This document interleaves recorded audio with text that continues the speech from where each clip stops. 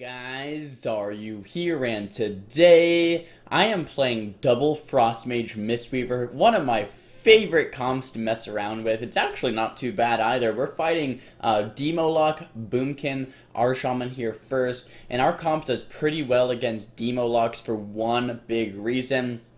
Because they have a lot of imps, and since we can blizzard all of their imps, that means we can reduce the cooldown of our frozen orb, and since we can reduce the cooldown of our frozen orb, we can, and we're both mages, we can pretty much have a frozen orb go, pretty frequently throughout this game. Here I'm sheeping the Shaman, and we're starting the Shaman. I'm going to put the Boomkin on my focus so I can maybe counterspell a Cyclone. The Warlock is sheeped, and we're going to start with a big go. I'm going to use Icy Veins and Orb, Belf off that stun, and half Belf off of that too. We get Wall from the Shaman. We get peeled here by Fellord. I do counterspell the Boomkin. The Warlock does a good job peeling. I don't know if he used Infernal there. We got a lot of cooldowns, but the main thing is that they're really rotting pretty much more than we are, and we're the burst comp, but we also have a good amount of rot, because if we just keep down that Blizzard, keep down those orbs, we're gonna, have quite a bit of rot pressure as well, which is very, very cool, especially if this game goes deeper into dampening. I did have a comment from someone the other day ask if games start in dampening. They do not start in dampening. As you can see, there is no dampening buff here. However, 2v2 games do start in dampening, I think about 20%. We paralyze the Shaman, and the paralyze is to keep the Shaman still. So we paralyze him not for CC, but we paralyze to keep the Shaman still, and we get a triple leg sweep on the Shaman, the Boomkin, and the Warlock. This is a perfect time to orb. I do block there just because, it's a little Mongo actually, but I do block there because that was like a big go. It was a triple leg sweep. Those don't happen very often. So while we could get that opportunity to, orb all three, and I had no trinket, I was like, I really need to get this damage out. So I do block for that go. I would not recommend to really block for a go unless you either know you're going to kill or get a ton of cooldowns. There, we did get them all, pretty low, all under half, and it was a lot of pressure. I don't know if I would have done that block again, but it was still definitely, it wasn't terrible, but it's a pretty risky play. So keep that in mind, all you mages out there. Offensively blocking, not the greatest idea most of the time. I do get stunned up. My friendly mage counterspells the Warlock here, so he didn't one-shot me in that stun. We paralyzed the Boomkin on the Cyclone, and we're on to the Shaman. So this is, triple CC. We had a counterspell, a paralyze, and a leg sweep a couple seconds ago. Not bad right here at all. Getting feared up again. Keeping that Blizzard down, guys. Keeping that Blizzard down is very important. Once you get that Blizzard talent so that you can spam Blizzard for free, or not for free, but if you get the spam Blizzard without a cast time, and you can just keep the Blizzards down on all of the imps, or just on as many targets as possible. A Thalkiel's consumption almost hit me right there. I did Trinket Blink to get out of the way of that one. So from the Warlock guys, what you want to keep an eye on is Thalkiel's consumption. It's going to be their big one-shotting hit from like 1 to 2 million right now. And from the Boomkin, you want to watch out for Full Moon. Also, their one-shot it can hit for I think about 1 to 2 million as well. Sometimes a little less, sometimes probably, yeah, not too much more than 2 million. So that's kind of what you want to watch out for from these guys. Sky Fury Totem can amplify that effect, obviously, by up to 30%. So when they drop Sky Fury, when they're casting their big damage, that's when we're really scared. I did get locked out in this go, which is very unfortunate. I couldn't even orb in time. I do orb anyway just to get some solid pressure out. The Shaman and the Boomkin still are pretty low. So this is not bad. We do, our comp gets worse in dampening just because they are Shaman Warlock. So once that dampening comes in, it is a little scary. I only have 1 block left, but overall, we haven't had too many close calls with death. The main thing that I need to keep an eye out for is, a big full moon or a big Thalkiel. So right there, let me actually rewind this. You want to watch Gladius all the time, right? Because look at this. We're all kind of full HP.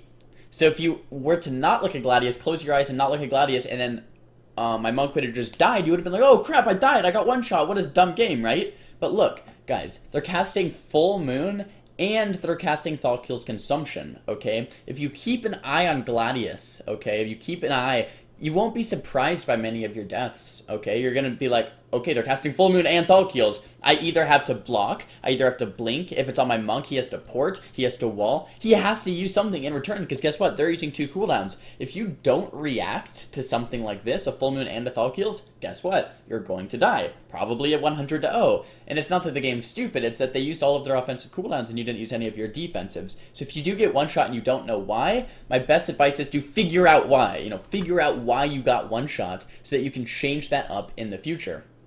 If you're not, you know, constantly, oh, I got one shot, that was stupid. No, it's like, why did you get one shot? And if you get one shot just from, like, you know, like a melee, like a 1 million Mortal Strike from a warrior, and, you know, 1 million or not even aim shot, but like 2 instant cast things that hit you at the same time, that's a little different, right? That's like, oh, that's kind of unfortunate. But you can still see it coming from the Mortal Strike buff on the warrior, and you can still see things coming a little bit. So you can always see deaths coming before they come if you have solid awareness.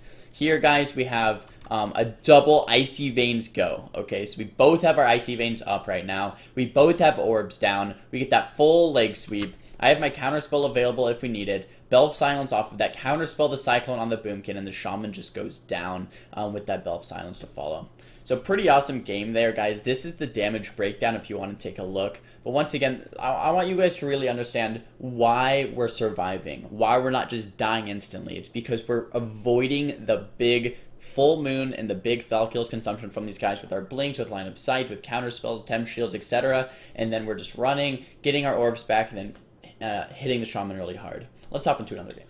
Here we are, guys. Same map. I'm playing the same comp here, but this time we're fighting a Holy Pally, Feral Druid, Marksman Hunter. So when Marksman Hunter pops True Shot, when Feral Druid pops Incarn, that is what is very scary. That's when you need to peel, when you need to run. Pally popping Melee Wings can definitely be pretty scary as well. Here in this game, right away, what do we want to look at, guys? What we want to look at, it's a pop quiz. We want to look at their races, and we want to look at their trinkets. They are running triple Relentless, and the Pally's human, the Hunter is Orc, and we don't know what the Druid is yet. Probably Troll or Tauren, probably Troll. But here we go. So the Pally is a nice kill target because he's not human and he's not trinket. So if we stun him, he's going to sit it. He has to either bop or bubble right away. So we throw a stun onto him. He gets pet sacked. He walls as well. He gets super low. He pops his Melee Wings, but he has to bubble. So we get bubble in the opener. That was double Icy Veins, and guess what? Now we are out. We want to run. We want our win condition is going Pally again in 3 minutes from now. Okay, so from this far in the game, we're projecting 3 minutes in advance. I'm forced to block here because look at this. Hunter's popping cooldowns. Incarn here from the Feral. We are very, very, very scared. Overall, though, what I'm saying is we have to project this game 3 minutes down the road, okay?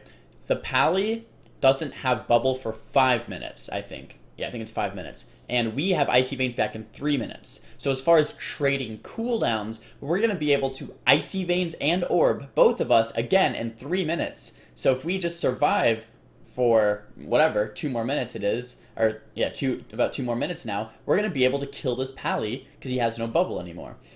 In the meantime, we're going to go for other cooldowns. We're going to go for Pet Sacks. We might go for a Bop. We have 2 minutes to get minor cooldowns. Pet Sack, Bop, maybe Walls, Walls from Feral, Walls from Pally. Try to do that, you know, just survive and maybe get minor cooldowns. And then once the time comes, boom, we can hit the Pally with our double Icy Veins again and hopefully win the game. That's the game plan. It doesn't always work out that way. I crossed here because I thought the Hunter and the Feral kind of wanted to go me.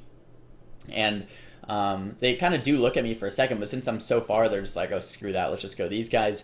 The Pally, right here, I actually get to charge an Ebon Bolt off onto the Pally, which is crazy, crazy. So the Pally's 100% life, my Ebon Bolt hits him, takes him to about 67% life before he goes into the stun. We haven't even orbed yet, and he's already at 67%, because this could be a great opportunity to just straight up win the game right now. Okay, so that Bell of Silence, we still have a kick, my mage still has a kick, and 67% we have, neither of us have orbed. So it's going to be something like Orb, Comet Storm, Ice Nova, Bell of Silence after when the stun ends, and then try to finish him off from there with some Ice Lances, and then counterspell him in his cast.